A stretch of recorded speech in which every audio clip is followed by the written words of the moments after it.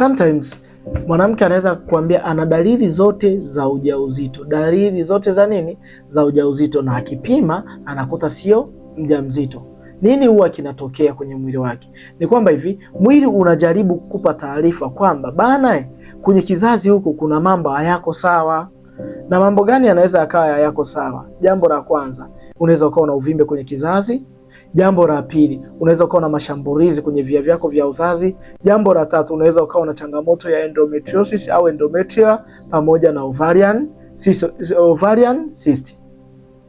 Mwanamke, chukua hatua za mapema, manake tayari mwili ushakupa taarifa. Wewe kinachobaki ni kutumia matibabu ili uweze kuondokana na changamoto hiyo.